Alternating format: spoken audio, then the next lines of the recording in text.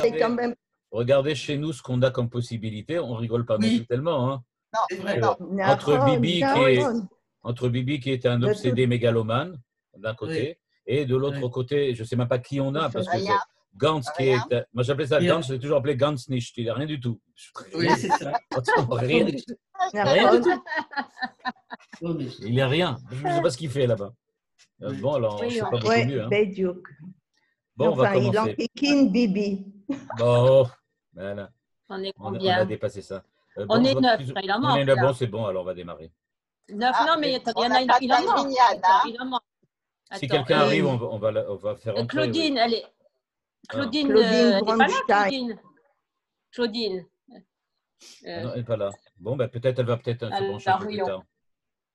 Bon, alors on va commencer aujourd'hui, on va étudier aujourd'hui un texte. Voilà. Voilà, le sujet d'aujourd'hui, c'est mais qui était Lot? Qui c'est Lot dont on parle dans la paracha? Qui était Lot? Et on va voir qu'au détour de Lot, on va découvrir beaucoup de choses intéressantes. Donc, on va commencer par quelque chose qui n'a pas de rapport directement avec Lot, mais qui va nous expliquer, qui va nous faire entrer dans le sujet. Dans la paracha de cette semaine, il y a en fait deux grands épisodes. Bon, je ne sais pas si vous avez lu la paracha. Voilà, il y a quelqu'un qui est arrivé, comment je vais faire entrer. Je ne sais pas si vous avez vu dans la paracha elle-même, si vous l'avez lu dernièrement, sinon on va la lire maintenant. Il y a du bruit, peut-être il faudrait fermer les micros. Les micros, alors je vais essayer de fermer les micros. Ça y est, tout le monde a fermé? Oui. Ok. Alors donc, voilà, dans la paracha, il y a deux… Non, ils ne sont pas tous fermés, les micros. Hein. Bon, alors attendez, je vais voir si je peux les fermer tous, si ça me donne la possibilité là. Alors, participants, mute all. Voilà. Yes. Ok. Ah, il y a quelqu'un. Attends, c'est bon. Ok. Alors, voilà. On a dans la paracha deux grands chapitres, hein, le chapitre 18, Yutret, et le chapitre 19, Yutet. Dans les chapitres, on parle, dans le chapitre, donc le 18 de la paracha de Vayera, on parle de la révélation des trois anges à Abraham. Les trois anges arrivent chez Abraham, on va lire le texte dans une minute. Dans la deuxième partie, on voit l'arrivée des deux anges chez Lot. Donc maintenant, on va regarder. Et on va se poser d'abord la première question laquelle on va se poser, à la lecture du texte, c'est de savoir, est-ce que les anges qui étaient chez Abraham sont ceux qui sont arrivés chez Lot? La question, elle est donc maintenant, qui sont les anges qui arrivent chez Lot? Est-ce que c'est les mêmes que chez Abraham? Ou bien c'est des nouveaux anges, sans aucun rapport? On va commencer à lire le texte, et je pense que si on essaye d'oublier un moment, juste un moment, parce qu'on va revenir là-dessus. On va oublier Rashi, okay? Parce qu'on va voir que Rashi dit clairement que ce sont les mêmes, mais on va commencer à lire le texte même. Qu'est-ce qu'on nous apprend ici? On nous dit Vayera elav Hashem be'elone mamre ve'u yoshev petach ha'oel kechom hayom. Regardez bien, il y a écrit que Dieu s'est révélé. Vayera elav Hashem, Dieu. C'est Dieu qui se révèle à Abraham, ou ça, à Elone Mamre, alors qu'il est Yoshev Petach Haoel Kechom Hayom, alors qu'il est assis à l'entrée de sa tente, Kechom Hayom, à la chaleur du jour. Mais qu'est-ce que c'est Chom Hayom? Eh bien, Chom Hayom, c'est midi, les heures chaudes. C'est ça ce que ça veut dire, aux heures chaudes de la journée. C'est-à-dire qu'on se situe à quelle heure à peu près? On se situe, disons, entre 11h et 4h, quelque chose comme ça. Kechom Hayom. Pendant la chaleur du jour, c'est-à-dire aux heures chaudes de la journée. Le verset continue. Vaïssa enav vayar, ve'ine shlosha anashim nitzavim alav. Et là, on va oublier Rashi maintenant. On oublie Rashi. Il a levé les yeux, il a vu, et qu'est-ce qu'il a vu? Ve'ine shlosha anashim. Première question, s'agit-il d'anges ou s'agit-il d'hommes? Question, on va dire comme ça, légitime. De quoi s'agit-il? La lecture, on va dire comme ça, littérale du verset nous dit Dieu s'est révélé, mais Abraham a vu des hommes. Il n'a pas vu Dieu, il a vu des hommes. Et on peut très bien supposer la manière suivante. Je vais dire ça maintenant différemment. Ça va peut-être un peu vous surprendre parce que ce n'est pas ce qu'on a l'habitude de lire. Et donc, ça veut dire comme ça. Et Abraham a reçu une prophétie pendant les heures chaudes de la journée, quand il était assis à sa tente. Et au même moment, il a vu 3 hommes brusquement devant lui. On peut très bien lire ça de cette manière-là. On n'est pas du tout obligé de dire que quand il est écrit Vayera Elav Hashem, que Dieu s'est révélé, les 3 hommes sont la révélation de Dieu. Donc, c'est la première lecture qu'on pourrait lire comme ça. Et donc, ce n'est pas du tout 3 anges. Il n'y a pas écrit que c'est des anges. Il y a écrit Shlosha Anashim, 3 hommes. Qu'est-ce que nous dit Rashi? Rashi nous dit que 3 hommes, c'était en fait des anges qui ont pris la forme humaine. Ils ont pris une forme humaine. Ils étaient déguisés en hommes. Mais encore une fois, le texte ne parle pas d'anges, il parle d'hommes. On va continuer. Il a donc vu 3 hommes, Rashi, 3 anges. Le pshat du verset a priori dit 3 hommes, pas des anges. Donc Rashi interprète des anges déguisés en hommes. Nitzavim alav sont debout devant lui. Debout devant lui. Je veux rappeler un autre terme, encore une fois. Est-ce que vous vous rappelez ce qu'il est écrit sur l'échelle de Yaakov? L'échelle de Yaakov. Dans l'échelle de Yaakov, il est écrit que Yaakov a rêvé et qu'il a vu une échelle chez Rosho, donc chez Raglav à la Haaretz Verosho Magia ad Hashamayim, Ve'ine Hashem Nitzav alav. Nitzav alav. La même expression. Quand on regarde bien ici, on voit que Nitzav alav, alav ça veut dire devant, pas dessus. Et donc je rappelle juste, quand on y arrivera, ça sera important de le rappeler, quand on arrivera à l'histoire de la Soulam Yaakov, de l'échelle de Yaakov, ça va être important de se rappeler que Dieu n'est pas sur l'échelle, mais devant l'échelle. Nitzav alav, ça ne veut pas dire que Dieu est sur l'échelle. Il est devant. Il y a l'échelle et il est devant, pas dessus, pas en haut. Ok. On continue. Shlosha anasim nitzav alav. Donc on se rappelle, nitzav alav, ça ne veut pas dire sur lui, mais devant lui, au-dessus de lui, devant, au-dessus. Vayar, encore une fois, problème. Vayar, qu'est-ce qu'il a vu de nouveau? Qu'est-ce qu'il a vu de nouveau? Vayar, encore une fois. Vayarotz likratam, il a couru à leur rencontre, mi petach haoel, depuis l'entrée de la tente où il était assis, vaishtachu arza, et il s'est prosterné à terre, devant les 3 hommes. Donc on ne parle pas d'anges, hein. On parle maintenant ici d'hommes, kilou, bien que Rashi nous dise qu'il s'agit évidemment Rashi nous dit qu'il s'agit évidemment des anges. Donc, on va essayer donc maintenant d'aller un peu plus loin. Donc, qu'est-ce que nous dit Rashi? Rashi nous dit il s'agit d'anges, okay? Il s'agit d'anges, et ces gens, en fait, c'était des anges qui venaient de Dieu. Quand il est écrit Vayera Elav Hashem, ça veut donc dire Dieu. On va regarder un petit peu Rashi maintenant, et je vous amène maintenant Rashi. Pardon. Pourquoi il ne me donne pas la suite là? Ah voilà, il s'est réveillé. Voilà. Regardez Rashi. Rashi dit la chose suivante. Vayera elav Hashem, levaker et achole. Bon, on ne va pas rentrer là-dedans. Eloné mamre, ça ne nous intéresse pas. Veu yoshev petach haoel, lirot im yesh over vashav veyachnisem beveto, bidat hachesed d'Avraham. Kechom hayom, les chaleurs du jour, aux heures chaudes de la journée. Rashi, Otzi HaKadosh Baruch Hu et Hashemesh minartika, shelo latricho beorchim. En fait, c'était une journée très chaude parce que Dieu a décidé d'empêcher les invités d'arriver chez lui pour pas qu'ils se fatiguent, parce qu'il était après la Brit Mila. Bon, là, il n'y a toujours aucun problème. On continue. Veine shlosha anashim, Rashi clairement nous dit, Echad levaser et Sarah, Echad lafoch et Sdom, Echad lerapot et Avraham, She'en malach echad oseh shte shlichuyot. Rashi va d'après le Midrash, il s'agit des anges. Les hommes sont des gens. Nitzavim alav, Rashi dit bien lefanav.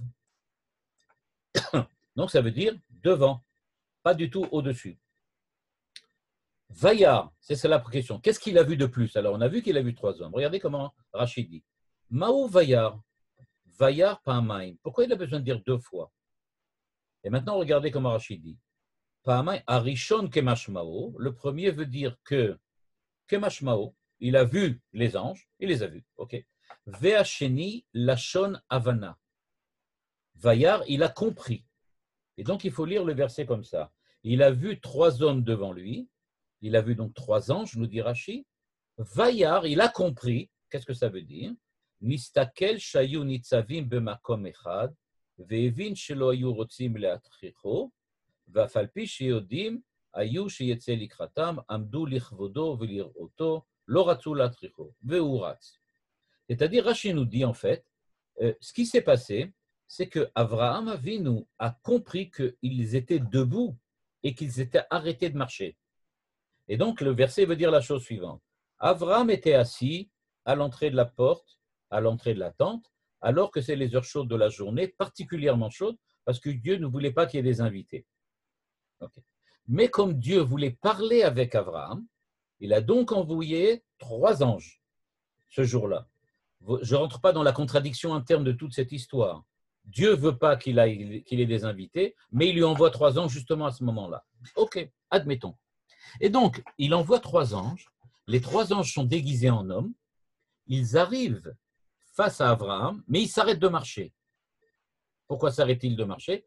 Parce qu'ils ne veulent pas qu'Abraham se fatigue, puisqu'il a la Brit Mila et qu'il est encore souffrant. Il a encore les effets secondaires de la Brit Mila. Mais à ce moment-là, qu'est-ce qui se passe? Il se passe qu'Abraham a compris qu'ils se mettent debout et qu'ils ne veulent pas bouger pour ne pas le fatiguer. Alors, qu'est-ce qu'il fait? Il se lève et il court à leur rencontre parce qu'il sait qu'ils ne vont pas bouger et qu'ils vont rester là où ils sont.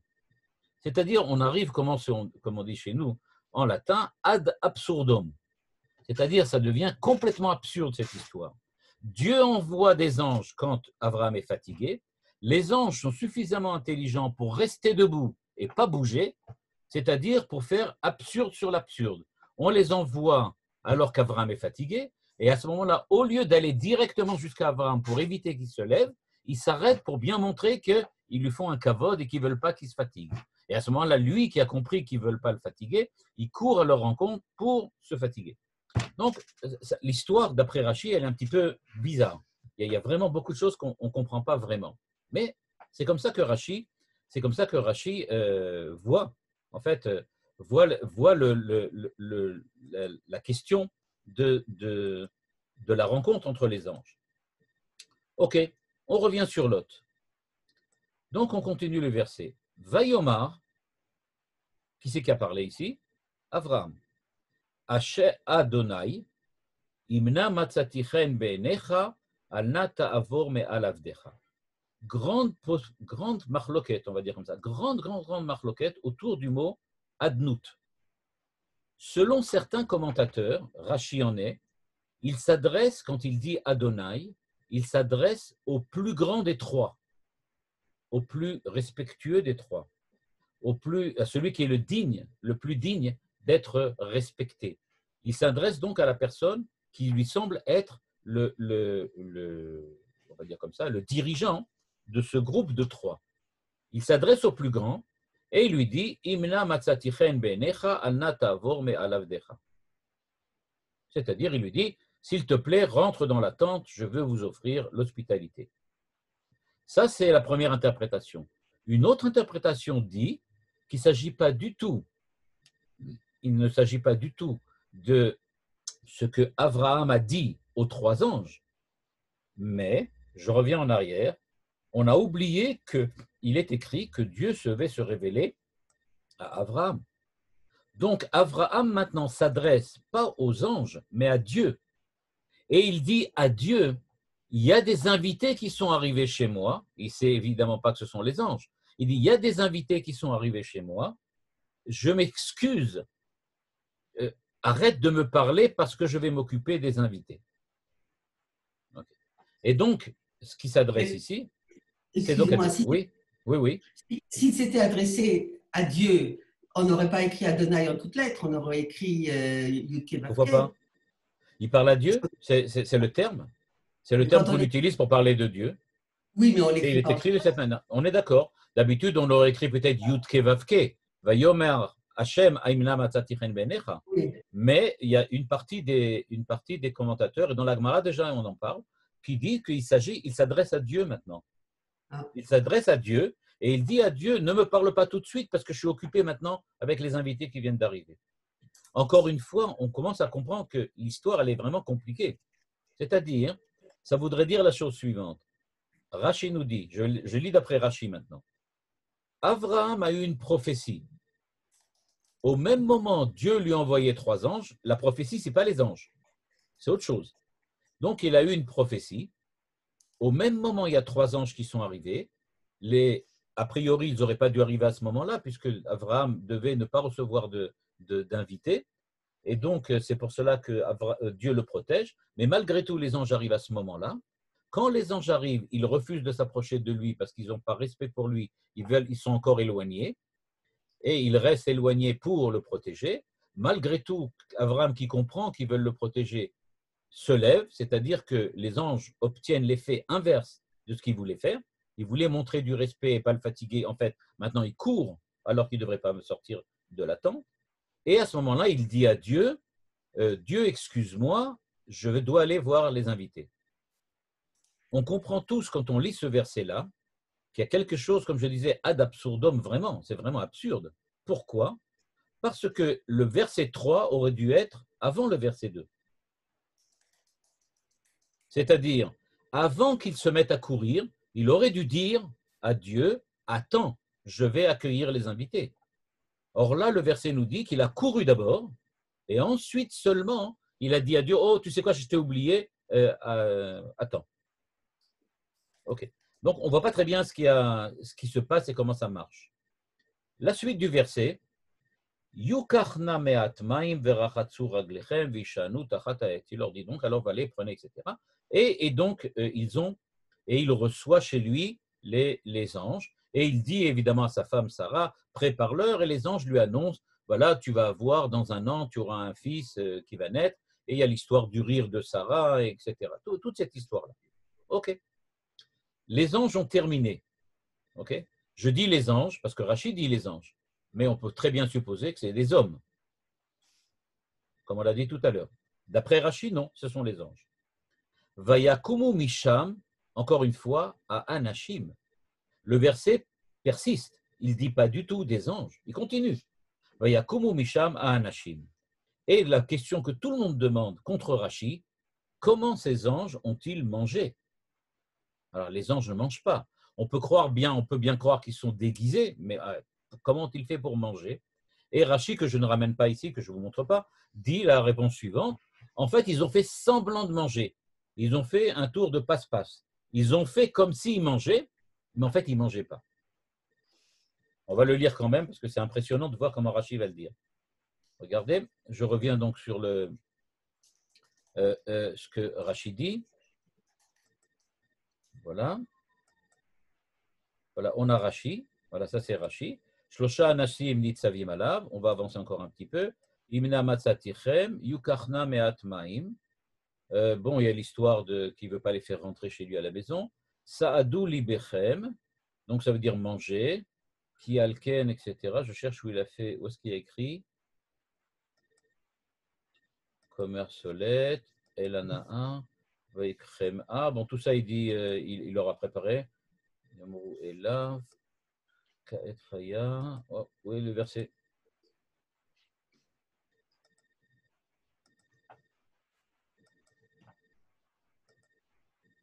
Non, bah, je ne retrouve plus. Il y a dans Rashi, il dit qu'ils ont fait semblant de manger. Top, bon, je ne le retrouve plus. Je ne sais pas où il était. C'est là. Nakudvav, Lamadou, Malachacheret, Imanu, Echana, Italem, Ah non, c'est pas là. Bon, alors c'est le Midrash qui le dit alors. J'étais sûr que c'était Rashi, mais j'ai bien fait de vérifier. J'ai bien fait de vérifier parce que Kenrick, c'est pas Rashi, mais pourtant je suis. Arvatov. il dit Benevi'im betorah vesaadu libechem betorah saadu benevi'im saad baktuvim velechem amar Nachman en ktiv en lahem achar tavoru alken vesel korota alken raiti panecha. Non, je n'aurais pas retrouvé où est le verset dans lequel il leur fait bon, non, je ne retrouve pas. Et donc, ce qui se passe, c'est que, d'après le Midrash, donc, il me semblait que c'est Rashi qui le disait, je ne sais pas pourquoi. Donc, ce qui se passait, c'est qu'ils ont fait semblant de manger. C'est ce que dit le verset. Regardez la suite. Vayakumu misham ha'anashim, verset 16. Vayashkifu al pene Sodom. Et au moment où ils sont sortis de la tente d'Abraham, ils ont commencé à regarder la direction de Sodome. C'est-à-dire, pour Abraham, c'était clair qu'ils vont aller vers Sodome. Ils partent vers Sodome. V'Avraham olech imam leshalcha, et Abraham les a raccompagnés. Il les a raccompagnés, il a fait un bout de chemin avec eux pour les accompagner. Et brusquement, verset 17, Ve'Hashem amar amechase ani me Avraham asher ani oseh. Et à ce moment-là, on nous raconte que Dieu a, on va dire comme ça, avait déjà dit par le passé, Ve'Hashem amar, déjà, il y a longtemps, est-ce que je vais vraiment cacher ce que je fais à Abraham? Vayomer Hashem, verset 20, Zaakat Sdom va'Amora ki rabba. Et à ce moment-là, Dieu annonce à Abraham qu'il va détruire Sodome et Gomorrhe. Et à ce moment-là, Abraham répond à Aftispet Tzadik Imracha, est-ce que tu vas tuer l'innocent avec le mécréant? Donc ça, c'est pas possible.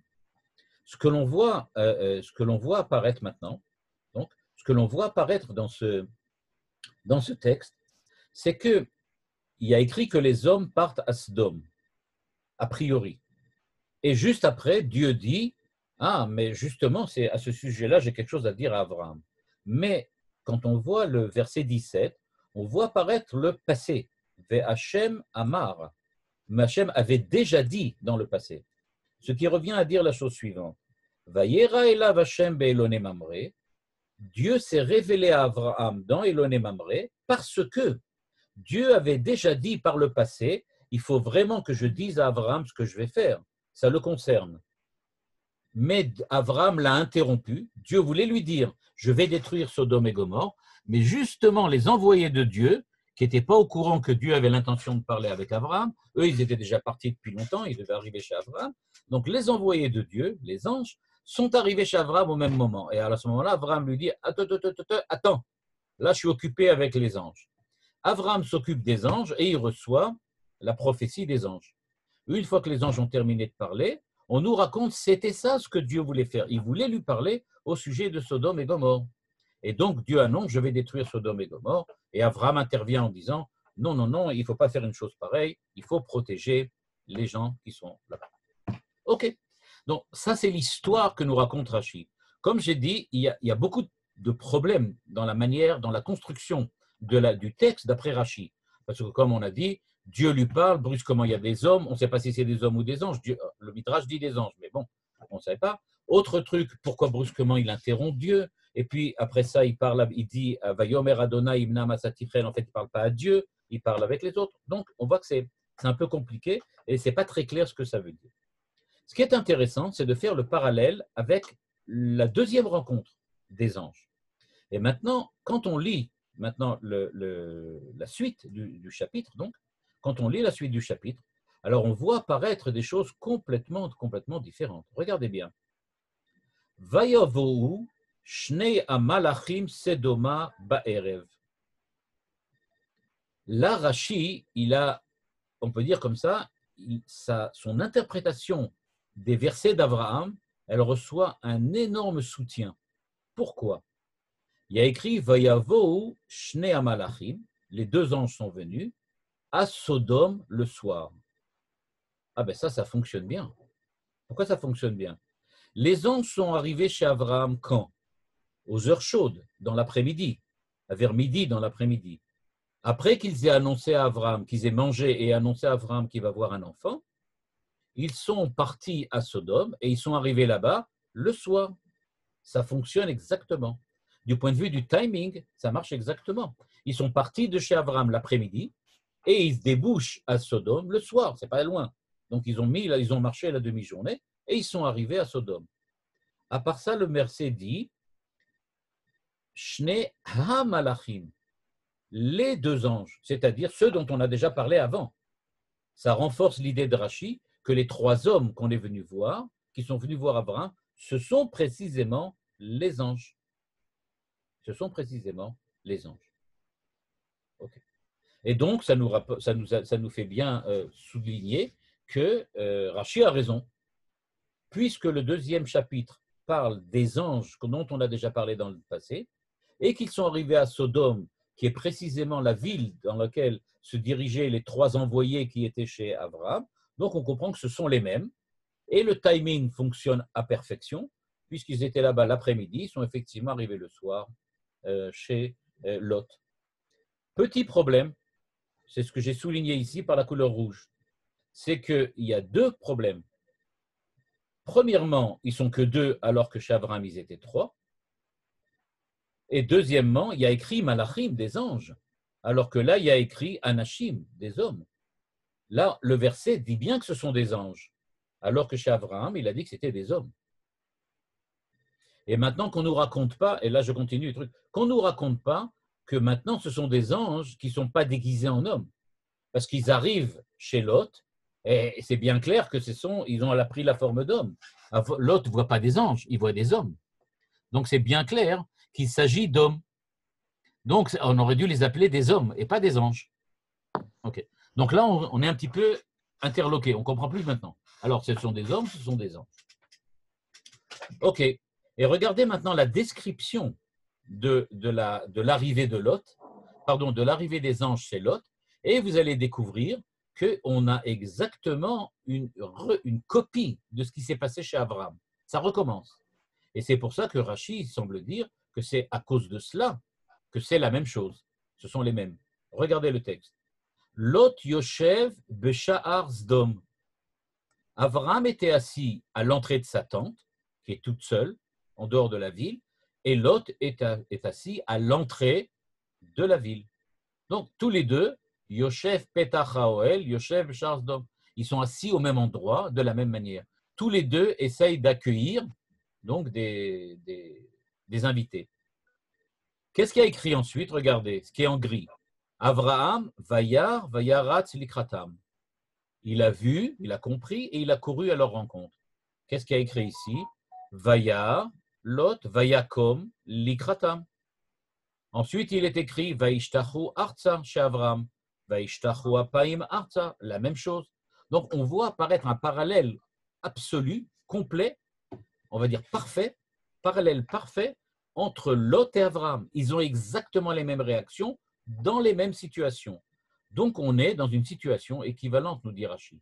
Donc, les malachim dont on parle chez Lot, ce sont les hommes dont on parle chez Avraham. Et donc, on ne comprend pas pourquoi on les appelle une fois homme, une fois ange. Enfin, c'est comme ça qu'il y a écrit. Regardez la suite du verset, la même chose. Il leur dit, Vayomer inena Adonai, suruna el bet avdechem. Là aussi, Lot s'adresse au plus grand et lui dit Adonai, de la même manière qu'Abraham l'a fait. Et là, on ne peut pas dire que c'est une prophétie. Donc ça, c'est sûr que ce Adonai-là, il ne veut pas dire Dieu, il veut dire l'homme le plus important. Et il dit exactement la même chose. Linu verachatsu raglechem. Ok, la même chose. Vayiftsar bam meod, il a beaucoup insisté. Vayaosu, vayasa laem mishte u matzot afa vayochelu. Exactement comme chez Abraham, il leur prépare un énorme repas et il leur donne à manger et il leur donne tout le kavod. Par la suite, regardez, au verset 23 avant du chapitre précédent, ici, là ce que j'ai souligné, il y a écrit que Abraham demande à Dieu, est-ce que tu vas tisper, faire disparaître, est-ce que tu vas faire disparaître le tzaddik et le rachat en même temps? Ce n'est pas juste de faire disparaître le rachat et le tzaddik en même temps. Qu'est-ce que disent les anges? Pentisafé be'avonaïr. Ils disent à Lot, tu vas disparaître. Et ensuite, il leur dit, les anges continuent à lui dire, Imalet pentisafé. Ils reprennent exactement le même terme qu'Abraham, ce qui veut bien souligner qu'il s'agit donc des mêmes anges. Voilà. Et donc, ok, vous voulez demander une question?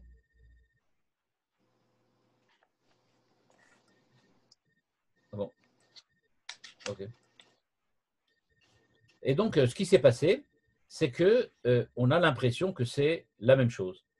Et on est très content, on a compris le verset, on a bien devant nous la rencontre d'Abraham avec des anges, et ensuite les anges qui viennent chez Lot. Quand on va regarder Maïmonide, le Rambam, on va lire une toute autre histoire. Mais alors une toute autre histoire. On va commencer. Je ramène Maïmonide qui était résumé par Nachmanide, par Ramban. Donc Ramban a résumé Rambam, et voilà ce qu'il nous dit. Besefer Moreh Nevuchim Nehemar, qui a parasha klal ou prat. Il y a d'abord un titre et ensuite le texte même, klal ou prat. D'abord le titre et ensuite on donne les détails. Amar hakatuv techila, ki nira alav Hashem bemarot hanevoua, ve'ech hayta amara azot, ki nasa enav vemara, ve'ine shlosha nasim nitzav alav, ve'yomer hine matzati, זה סיפור שמה שאמר במראה הנבואה לאחד הגדול מהם שבהם במראה לא נראו אליו אנשים אוכלי בשר. Qu'est-ce que dit Rambam Maïmonide? Je reviens en arrière. Rambam Maïmonide lit le verset complètement différent. Et il dit la chose suivante, regardez bien, parce que c'est impressionnant et c'est ce qu'on va essayer de comprendre. Il lit la manière différente. Ce que je vous ai lu la première, c'est Rashi, ce qu'on a l'habitude. Vayera elav Hashem be'elone mamre ve'u yoshev petach haoel kechom hayom. Dieu s'est révélé à Abraham dans une prophétie alors qu'Abraham était assis à sa tente. Vaïssa enav vayar, c'est la prophétie d'Abraham. Ce n'est pas du tout une histoire qui s'est passée dans la réalité. Il n'y a jamais eu d'ange, il n'y a jamais eu d'invité, il n'a jamais préparé un repas, ils n'ont jamais mangé et ils ne sont jamais partis. Il n'y a jamais eu ça. Quelle était la prophétie que Dieu a donnée à Abraham? C'était Vaïssa ena vayar vine shlosha anashim. Abraham a rêvé dans son rêve prophétique qu'il est au bord de sa tente et qu'il y a 3 personnes qui viennent, etc., etc., etc., etc. Et donc, d'après le Rambam, ça veut donc dire que ce qui s'est passé, c'est pas de la réalité, c'est un rêve prophétique. Il n'y a rien là-bas. Donc, toutes les questions qu'on a données, qu'on avait contre l'explication de Rashi, elles disparaissent au même instant. Dieu quand il a dit Vayomer Adonai imna matzatichen be'enecha, effectivement, Abraham ne s'est pas adressé à Dieu dans son rêve prophétique. Mais dans le rêve prophétique, il s'adresse au plus grand des 3 et il leur parle. Donc, ça n'a a priori, encore une fois, ça n'a a priori aucun rapport avec ce qui se passe chez Lot.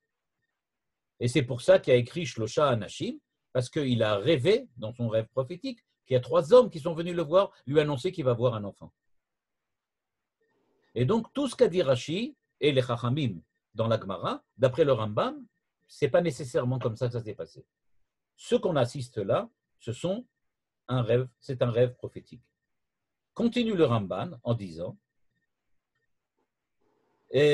puisque l'oniru elav anashim basar vadam, donc il n'a jamais vu des hommes manger. Echamar vayera elav Hashem ki ine lo nira lo Hashem lo bemare velo bemarshava vekacha lo nimtza bekrov al hanevuot. La question que pose le Ramban, elle est très forte. Il dit Dieu s'est révélé à Abraham et donc il a eu un rêve prophétique. Le Ramban dit, j'ai trouvé nulle part dans le Tanakh qu'il soit écrit que Dieu se révèle, mais que ce n'est pas Dieu qui parle. Dieu ne parle pas ici. Il ne parle pas avec Abraham. Qui c'est qui parle avec Abraham dans le rêve? Les anges. Donc il dit, j'ai jamais vu un truc pareil, qu'on écrive que Dieu se révèle et que c'est des anges qui parlent avec Abraham. Il a dit, j'ai jamais vu une chose pareille. Kacha lo nimtza bekol hanevuot. Il dit, c'est pas possible ce qu'écrit le Rambam. Ça ne peut pas être une prophétie. Parce que j'ai jamais trouvé un truc pareil. Quand Dieu s'adresse, il y a toujours écrit que Dieu parle. Yomer Hashem el Avraham. Mais il n'y a pas écrit qu'il y a des anges qui parlent. Et donc, nous dit, et continue le Ramban, et il dit, ça veut donc dire que tout ce qui est raconté dans le chapitre 18, c'était dans le rêve de Avraham. Et dit le Ramban, Letvarav, d'après Rambam, Maïmonide, Lolacha Sarah Ugot. Évidemment, Sarah n'a pas fait de gâteau. Et donc, Avraham n'a pas cuit de viande. Et elle n'a pas rigolé. Parce que tout, c'est un rêve. Et donc, dit le Ramban, Imken, ba achalom azeh berov inyan kechalomot ha-sheker, kima toelet lo larot kolze. À partir du moment où l'essentiel du rêve, c'est ce que vont dire les anges, pourquoi on nous raconte qu'il a préparé à manger, qu'elle a mangé, qu'elle a fait ça n'a aucune importance, puisque ça ne fait pas partie du rêve, en fait. Ça ferait partie du rêve, mais ça n'a aucune importance. Et donc, dit le Ramban, c'est ce qu'on appelle Nevuat Sheker. Quand tu dis que tu as une prophétie, et que dans ta prophétie, il y a autre chose que le message divin. Donc, dit le Ramban, ça ne peut pas fonctionner, ça ne peut pas marcher. Et donc, le Ramban rejette complètement l'explication de Maïmonide, et il dit, c'est pas possible d'interpréter le texte de la paracha comme si c'était un rêve. Et alors, eh bien là, le Ramban, comment on va dire comme ça, il bouge sur sa chaise avec un certain, on va dire comme ça, avec un certain méconfort. Parce que, qu'est-ce que ça veut dire maintenant? Ça veut donc dire que Abraham a vu des anges et que ces anges qui étaient déguisés en hommes sont véritablement présentés chez lui. Il leur a donné à manger, ils ont fait semblant de manger. Et les anges lui ont dit la prophétie que Dieu leur a demandé de dire. Le problème, c'est qu'est-ce qui se passe chez Lot? On peut comprendre qu'Abraham voie des anges, mais Lot, quand même, Lot, c'est quelqu'un qui n'est pas terrible. Voilà ce que dit le Ramban, qui est très gêné, c'est pour ça que j'ai ramené ça. C'est que, dans ces textes-là, c'est que, en fait, ça voudrait dire qu'Abraham et Lot sont au même niveau. Que de la même manière que qu'Abraham est prophète de Dieu, Lot aussi, puisque ces anges se révèlent à lui de la même manière, et on a vu que le texte est rigoureusement identique. Alors donc le Ramban, qui est très gêné par on va dire comme ça, par l'égalité qui se crée ici entre Lot et Abraham, dit la chose suivante. Iné le fida tozot, istoma istarech lomar ken beinyan Lot. Il dit, d'après ce qu'on est là maintenant, on est obligé de dire que c'est la même chose chez Lot. Kilo baou amalachim el bito, velo afam mitzvot, velo akolaya mare. Et donc dit le Ramban, d'après Maïmonide, c'est pas la même chose qui s'est produit chez Lot, parce que si c'est la même chose, on comprend pas. Alors ils ont pas. Tout ça, c'est un rêve. Vim yale Lot le mare ma'nevoa chiu anashim zdom raim vechataim, etc. Et il dit donc, je comprends pas comment, si on admet que Lot a de la prophétie, alors on comprend pas.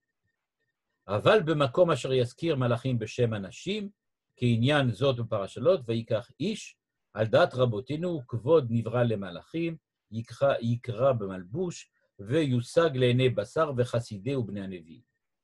Et donc, dit le Ramban, Nachmanide, il faut donc admettre que voir des anges déguisés en hommes, c'est possible. Abraham les a vus et Lot aussi les a vus. Et il s'agit comme des chassidim Bnei Nevi'im. Il s'agit de gens qui ont atteint un très haut niveau de spiritualité, et donc on est obligé d'admettre que Lot est quelqu'un de très important et de très spirituel. Sinon, il ne pourrait pas voir des anges comme Abraham. Et donc la conclusion de Nachmanide, elle est la suivante. Je ne suis pas d'accord avec Maïmonide, il ne s'agit pas d'une prophétie, donc je suis obligé d'admettre qu'il a vu des anges, et ça veut donc admettre que Lot est comme Abraham. Lui aussi est prophète, en tout cas très proche de la prophétie. Pourtant, Ramban lui-même dit que Lot était Roalev, quelqu'un de mauvais. Il dit même, dans son commentaire, Aya adavar mechoar meod bene adorot haem velo nasa ken meolam. V'chen rabotenu ba'agadot meganim et Lot me'od. Il parle du fait que Lot propose ses filles à ses invités. Et donc, il dit un truc pareil, une prostitution de ce style-là, on n'a jamais vu ça et c'est quelque chose d'extrêmement mauvais. Ok. Voilà, on se trouve maintenant avec un double problème. Ou bien on admet avec Rashi que ce qui s'est produit avec Abraham, ce n'est pas clair, et on est obligé d'admettre, comme le Ramban, que Lot était aussi prophète, bien qu'il soit quelqu'un de profondément immoral, à la limite amoral. Et d'un autre côté, on a l'explication de Rambam, Maïmonide, qui nous dit que c'était un rêve prophétique. Et on ne sait pas s'en sortir. À ce moment-là, on ne comprend pas comment, comme dit le Ramban, pourquoi il y a tellement de détails dans ce rêve prophétique et pourquoi Lot, qui est pourtant pas quelqu'un d'important, a lui aussi eu un rêve, fait partie du rêve prophétique. Premièrement, il y a une possibilité, et on va commencer à essayer de comprendre ce que dit Maïmonide. Premièrement, il est tout à fait possible que quelqu'un voie une prophétie et pas les autres. Le problème est le suivant. Est-ce que Lot a vu ou pas les anges? Clairement, Lot les a vus. Donc, on pourrait admettre, en fait, que Lot a vu. De la même manière, par exemple, que nous raconte Daniel, que lui, il a vu des anges alors qu'il était en présence d'autres personnes et que les autres ne les ont pas vus. Regardez une deuxième chose. Est-ce que la femme de Lot a vu les anges? D'après le Midrash, semble-t-il que non. Elle n'a pas vu. Pourquoi? Elle semblerait qu'elle les a vus parce qu'elle dit qu'elle avait des invités. Elle est partie raconter aux gens de la ville qu'elle avait des invités.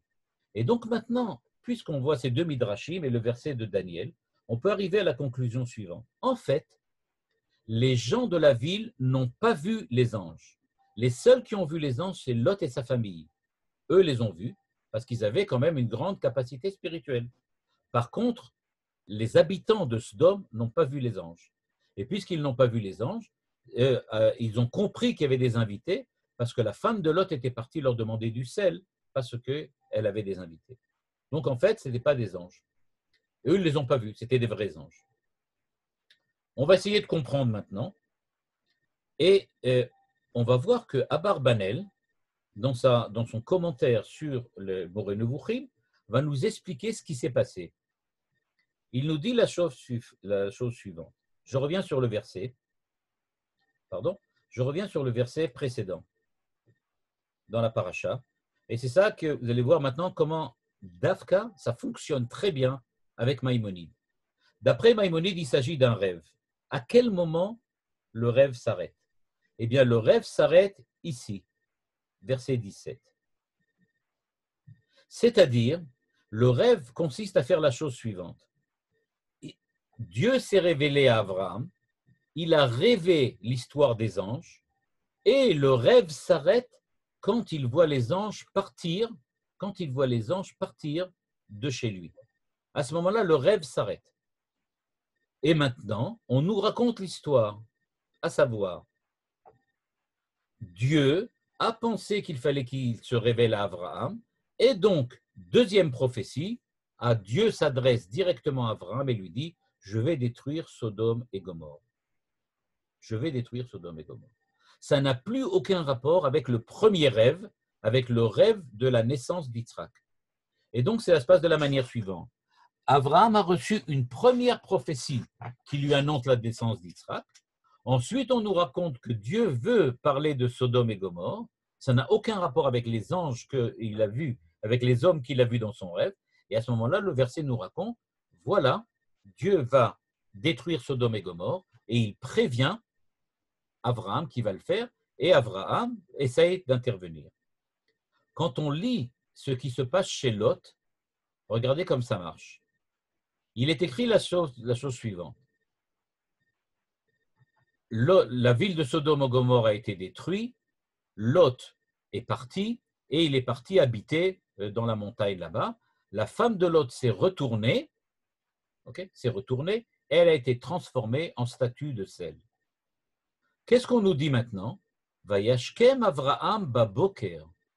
Et Avraham s'est levé le matin, il a vu que Sodome et Gomorrhe étaient en fumée, et on nous dit Vaï beshachet Elokim et area kikar, vaïskor Elokim et Avraham, et qu'au moment où Dieu a détruit Sodome et Gomorrhe, il s'était souvenu d'Avraham et il avait sauvé Lot de là-bas.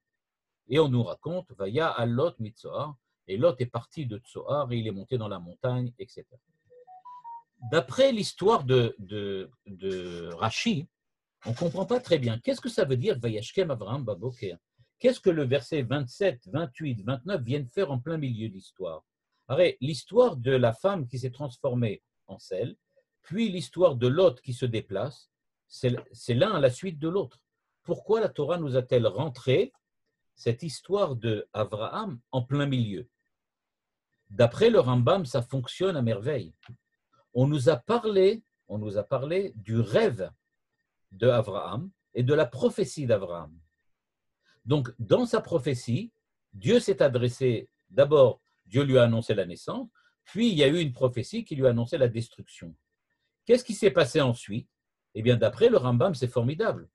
La ville a été détruite. On nous raconte maintenant qu'Avraham s'est levé le matin et qu'il a vu que la prophétie qu'il a eue la veille s'est réalisée. Elle s'est réalisée, effectivement, Dieu a détruit Sodome et Gomorrhe, et on nous dit que, voilà, Dieu a tenu parole, et à la suite de la discussion qu'il a eue avec Avraham, eh bien, il a sauvé Lot. Et on continue l'histoire en nous racontant que Lot qui a été sauvé est parti de tel endroit à tel endroit. D'après Maïmonide, l'histoire, le texte fonctionne formidablement bien. On a une prophétie qui annonce la naissance d'Yitzhak, puis une révélation divine à Abraham qui lui annonce la destruction. On nous raconte ce qui se passe à Sodome et Gomorrhe. Effectivement, Sodome et Gomorrhe a été détruit. Puis on nous raconte qu'Abraham, le matin, s'est levé à la suite de la prophétie. Il s'est rendu compte que la prophétie a été réalisée et il ne le sait pas encore, mais Dieu a sauvé Lot, comme il lui avait promis. Et on nous raconte ce qui s'est passé chez Lot. Vayashkem Avraham Baboker, ce qui est en jaune ici. Pourquoi Vayashkem Avraham Baboker? Parce que le terme Vayashkem veut dire que la personne qui a eu une prophétie a arrêté de prophétiser et qu'il est redevenu une personne, on va dire comme ça, normale, qu'il a quitté son rôle de prophète. On le voit chez Avimelech. Vayashkem Avimelech Baboker, et il raconte le rêve qu'il a eu pendant la nuit avec Dieu. Vayomer Elokim el Avraham, ne fais rien à ton fils, etc. Vayashkem Avraham Baboker. La prophétie s'est terminée.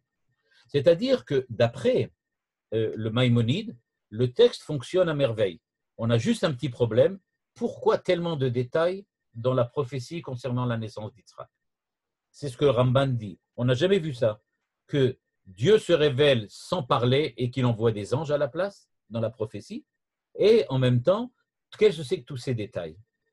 On peut donc comprendre que c'est pour ça que les Chachamim, Rashi, Ramban préfèrent la seconde explication qui dit qu'il y a eu des vrais anges qui sont venus devant. Pour Maïmonide, il préfère garder, on va dire comme ça, le déroulement du chapitre. Et d'après le déroulement du chapitre, on n'a pas du tout assisté à un repas chez Abraham, mais on a assisté à la prophétie qu'Abraham a reçue. Et ça marche très bien avec la suite du chapitre, qui nous raconte qu'Abraham a eu une seconde prophétie, ou peut-être dans la même, dans lequel il a vu premièrement qu'on lui annonçait d'avoir des enfants, puis ensuite Dieu lui annonce dans la même prophétie que Sodome et Gomorrhe vont être détruits. La prophétie se termine quand Dieu et Abraham ont discuté ensemble de ce qu'ils doivent faire et que Dieu accepte de sauver Lot. On nous raconte l'arrivée des anges, cette fois-ci chez Lot, aucun rapport avec la prophétie d'Abraham, la destruction de Sodome et Gomorrhe, la fuite de Lot et le réveil, c'est-à-dire l'arrêt de la prophétie chez Abraham, qui découvre qu'effectivement, la prophétie a été réalisée et que maintenant, il est face à la destruction de Sodome et Gomorrhe, mais il ne sait pas encore que Lot a été sauvé. Il ne sait pas que Lot a été sauvé. Donc, deux manières de voir ce chapitre.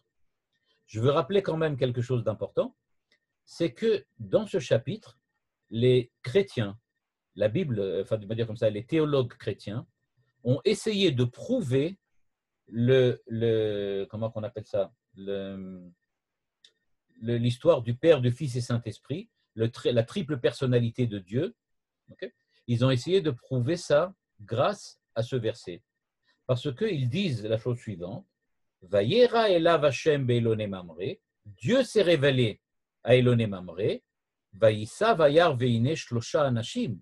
Il a vu 3 personnes. Qui sont les 3 personnes? Le Père, le Fils et le Saint-Esprit. C'est-à-dire qu'eux, ils disent, comme Maïmonide, il s'agit d'une seule prophétie. Dans cette prophétie, il a vu Dieu en tant que 3 personnes. Okay?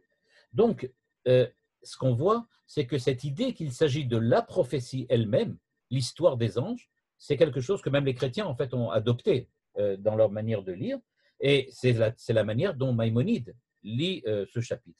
C'est-à-dire que pour Maïmonide, ce qu'on a devant nous dans le texte, c'est une prophétie, ce qui résout bien des problèmes, comme on l'a vu, notamment le problème que les anges se déguisent en hommes, qui font semblant de manger, etc., etc. D'après Maïmonide, il n'y a pas besoin de tout ça. Mais, comme dit Nachmanide, si c'est comme ça, alors pourquoi on nous raconte tellement de détails qui n'ont aucune importance? Et comme il dit, c'est seulement dans les Nevuot de Sheker que ça se produit de cette manière-là. Alors, est-ce que c'était une Nevuot de Sheker? Sûrement pas. Et à part ça, ça résout le problème aussi, évidemment, de savoir est-ce que Lot a vu ou il n'a pas vu les anges, etc. Est-ce que c'est des anges déguisés, pas des anges déguisés? Tout ça, ça résout un peu le problème, parce qu'on pourrait admettre que tout ça, c'était une prophétie, et ce que lui a vu Lot, c'est des vrais anges qui sont révélés à lui, et pas des hommes déguisés, des hommes déguisés en anges. Voilà. Donc, ce qu'on apprend de là, donc en fait, de ce chapitre, c'est qu'il y a 2 manières complètement différentes de lire la Torah, complètement différentes. Elles sont toutes les 2 légitimes. Elles répondent toutes les 2 à un certain nombre de problèmes exégétiques. Ça répond à des problèmes. Et elles ont toutes les 2 d'autres problèmes, c'est-à-dire qu'elles laissent devant nous un texte dans lequel, en fait, on ne sait pas exactement quel est le sens du texte, mais quoi qu'il en soit, le message du texte est qu'il va avoir la naissance d'Isaac. Voilà pour aujourd'hui. Alors, comme ça nous a donné un peu la possibilité de voir donc, 2 manières de lire, on va dire comme ça, la Torah, en tout cas la parasha de Vayera. Bon, si vous avez des remarques ou des questions. Le 3e ange. Pardon? Qui est-ce qui commence à poser la question alors? Attends, Myriam, tu peux me demander qu'est-ce qui se passe avec le 3e? Bon, la réponse, elle est comme ça. Rachid la donne. Oui. Il dit que le 3e ange, à partir du moment où il a annoncé la naissance de Yitzhak, il n'a plus besoin d'accompagner les autres pour aller à Sodome et Gomorrhe, que les 2 autres vont à Sodome et Gomorrhe. Il y a un autre problème qui se pose. Pourquoi pas un seul et pourquoi il en faut 2? Là aussi, Rachid a une réponse en disant oui, ils sont obligés d'être 2 parce qu'il y en a un qui doit sauver Lot et l'autre qui doit détruire la ville. Donc, il y a 2 fonctions différentes. Donc, il y a 2 personnages. Un qui détruit et un qui sauve Lot. Et celui qui a fini avec Abraham, lui, il est retourné au ciel. Il n'a pas besoin d'aller là-bas parce qu'il a fini sa fonction. C'est ce que raconte Rachid. Est-ce qu'il y a en fait, est-ce que c'est Hachem qui dit que Sodome va être détruite ou c'est un ange? C'est Hachem qui le dit. Et en fait, si vous avez dit que c'était un passé, alors quand est-ce qu'il l'a annoncé à Abraham? Alors en fait, il faut dire, ça dépend d'après qui. Hein. D'après Maïmonide, il faut dire que la raison pour laquelle, dans le rêve d'Abraham, Dieu annonce qu'il va détruire Sodome et Gomorrhe, tout ça, c'est la prophétie d'Abraham.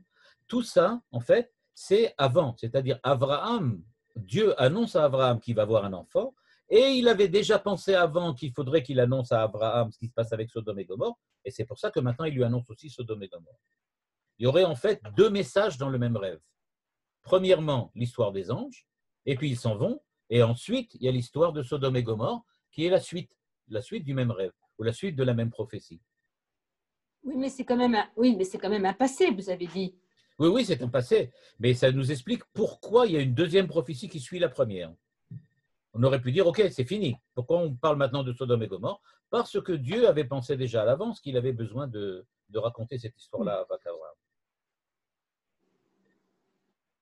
C'était une des raisons.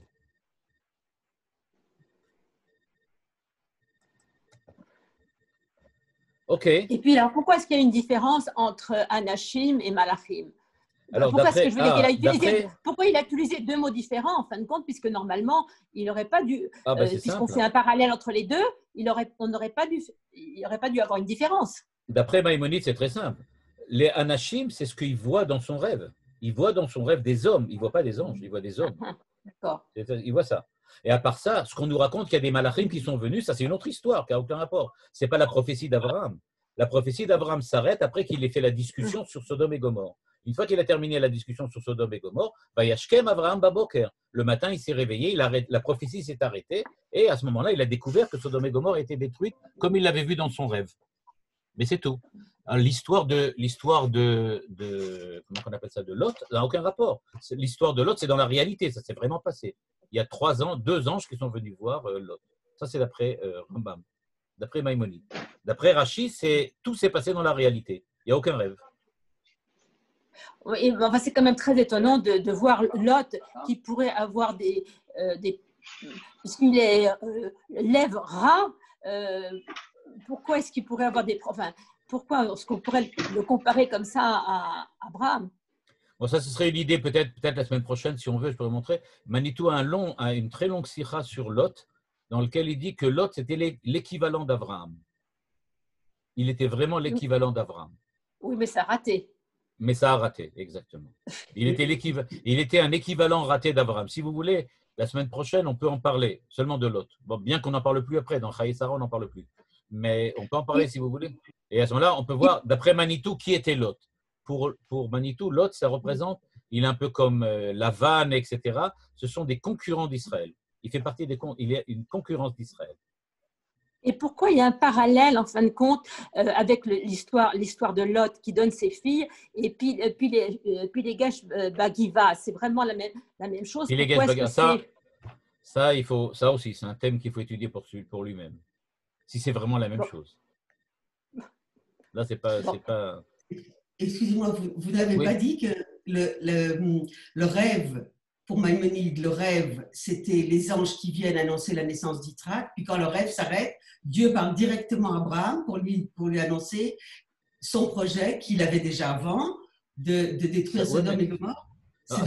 Oui, c'est ce que j'ai dit, mais c'est ça. C'est-à-dire c'est un rêve rêve prophétique. Dans le rêve aussi. Non, je voulais peut-être, parce que je me suis mal exprimé, mais je voulais dire que c'est un rêve prophétique avec 2 volets différents.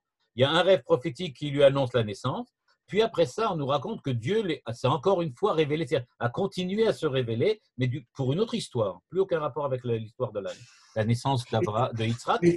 Mais c'est aussi parti c'est aussi une prophétie. Là, c'est écrit, Yomer Shem el Avraham, etc. Dieu parle mamash à Abraham. Donc, dans la première partie, il lui montre l'histoire des anges, et dans la deuxième, il s'adresse à lui directement. Tout ça, c'est de la prophétie. Et la discussion entre Et c'est ce que dit Nachmanide, et c'est ce que reproche Nachmanide à Maïmonide, en lui disant, ouais, mais toute la première partie, ça raconte des histoires qu'on n'a pas besoin de savoir. Il aurait dû dire à Abraham, tu vas voir un enfant, et c'est tout. Pourquoi lui raconter tous ces trucs-là? Et c'est pour ça qu'il dit, c'est pas possible de dire que c'est un rêve prophétique. Oui? Et la discussion justement entre Hachem et Abraham à propos de Sodome, c'est où? C'est dans le rêve? C'est où ça? L'histoire de Sodome? Laquelle histoire? Quand Abraham discute pour sauver les gens de Sodome. Ça, c'est un rêve prophétique, ça, c'est une discussion avec Dieu directement. C'est dans un rêve prophétique, oui. C'est une prophétie. Il parle avec Dieu, là. Donc, c'est sûr que c'est une prophétie. Le problème, c'est la première partie, parce que là-bas, on ne voit pas que Dieu s'adresse à lui directement, mais il rêve d'anges qui lui parlent. Donc, Nachmanide dit, c'est pas possible, c'est pas une prophétie, ça. Et donc, il dit, c'est une fausse prophétie. Et Maïmonide maintient en disant, non, c'est une prophétie sous forme de rêve. Dans la deuxième partie, Dieu s'adresse directement à lui, mais la première partie aussi fait partie du rêve. Comme j'ai dit, il n'y a aucune des 2 interprétations qui est 100% fonctionne. Oui, parce que s'il s'adresse à lui, c'est plus un rêve. Non, c'est le rêve. Le rêve prophétique, c'est comme ça. Un rêve prophétique, c'est Dieu qui s'adresse dans un rêve. Oui, mais quand il s'adresse à lui, c'est une prophétie. C'est plus un C'est rêve. la prophétie, c'est un rêve. Le rêve prophétique, c'est une vision. On peut appeler ça une vision ou autrement. Voilà. Une Dieu vision. n'est pas face à l'homme en train de lui parler. Non, il ne voit pas quelqu'un comme ça. Il le voit en lui. Quoi. D'accord. OK. Bon, alors, si vous voulez, on peut, vous me dites dans le courant de la semaine, si vous voulez qu'on reparle de Lot, à ce moment-là, on peut étudier Manitou sur Lot. Il y a toute une sikha entière sur Lot, dans laquelle il parle de la personnalité de Lot et qui il était par rapport à Abraham. Et sinon, on parlera sur Chaye Sarah, comme vous voulez. D'accord. OK, en attendant, Shabbat Entre Shalom. les deux. Merci beaucoup. Shabbat Merci, shalom. merci Rav, Shabbat Shalom. Shabbat Shalom. Shabbat shalom.